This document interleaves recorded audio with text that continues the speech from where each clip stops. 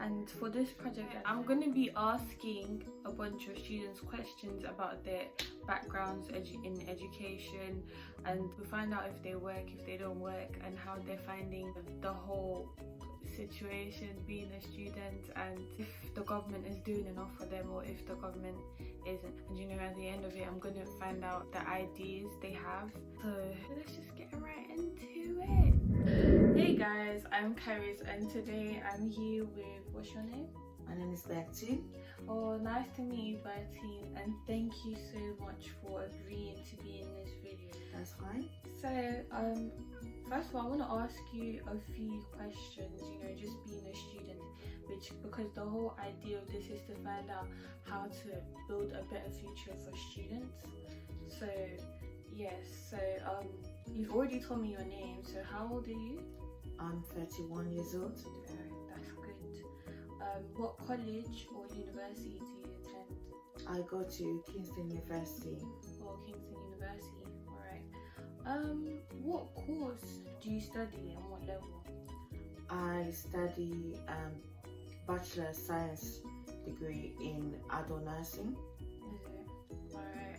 So would you say like the government provides enough for students? Yes or no? No, I don't think they provide enough for students.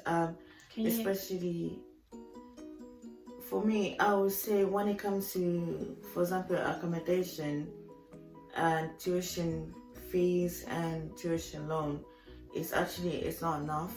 The tuition fees is too much, especially when we're in a situation with when we've come back to the third year, we've been told, at least for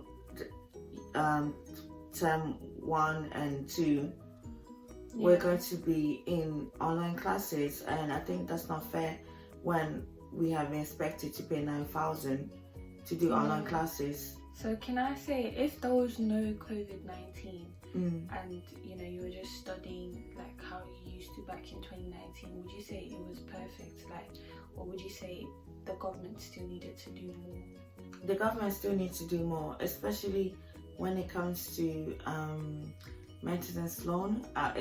For some students, it's not enough because not everyone is like young and don't have kids or a husband or wife. Some people, they actually have responsibility, they have children.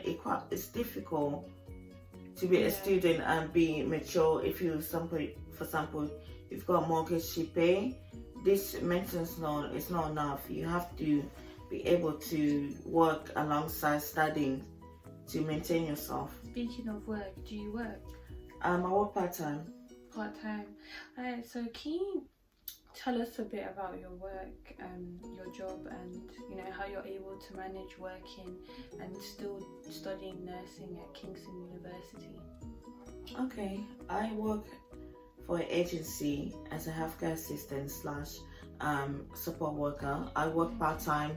For me, I usually try to fit my work around my study. So I have a 0-hour contract, which is good for me because I can choose my shift, and I choose the shift that work around my studies, because sometimes, most of the time, I do like 24 or 30 hours when I'm in classes. But when we have placement in hospitals or in the communities, I find it very hard and difficult to work, because in a placement we're doing 37.5 hours a week, which is full-time.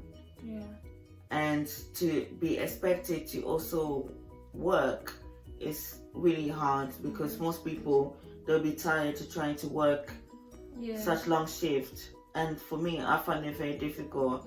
In that situation, I usually I make decision not to work, but make sure that my placement is my first priority. Because that's the one your university is giving you. Yes. So what would you say, like, during times of your exams and when it's, I don't want to say peak season, but you know, when there's times in college where you need, or you have projects that's due, or there's just something in that time that you just really need to crack down on your work, like your school work. So how do you like juggle that with your normal everyday job? For And, me, okay. what's your source of funds? If to say you would say, oh, you would stop working, how would you get enough money to, you know, last you?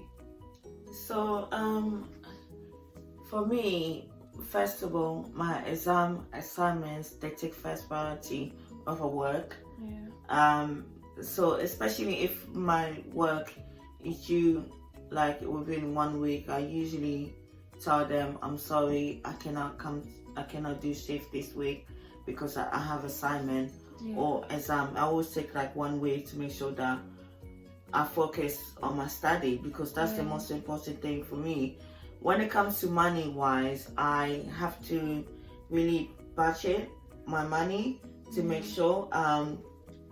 So luckily at the moment we have classes twice a week or 3 times a week. It depends, because our timetable is always changing. So I just try to do some shift to try to fit around that. That would say, I would say that's for me. And also we're getting like we're getting a bursary from November, like a 5,000, but divided into 3 terms. That's gonna help a little bit with the money. But as I say, I would think that studying nursing is quite hard, especially when it comes to finance, because you have to commit yourself in so many ways, especially in your placement, in your studies. When compared to other students, they have more time off. We have less time off. Yeah. Compared to them, their timetable is more stable, so they know like, yes, this week I'm working Tuesday, next week I'll be working Tuesday, but our timetable is always changing, and we have to. I think most of my colleagues, they just do like like work for agency, have a 0-hour contract. That is better for them.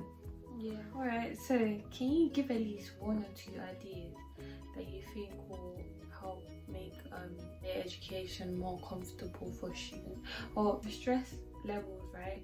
Would you say it goes up when you're on holidays, or it goes up when you're actually in school? Well, my stress level, it goes up when I'm in school, because we have a lot of assignments to do, especially being I'm in year 3, so they expected us our work to be in certain standards, and we also in placement we're expected to complete certain skills. So it gets harder. Like the stress, it actually can be quite stressful studying. I think one thing the government should definitely make sure that every universities, they have a mental health and well-being support for students is available in every campuses, because studying at university is really hard. It's not as being at schools where you have teachers that you can ask for help. Being a university, you're expected to be independent student. You're expected to do your own research, do your own learning. I mean, there are you do have lecturers you can ask for help.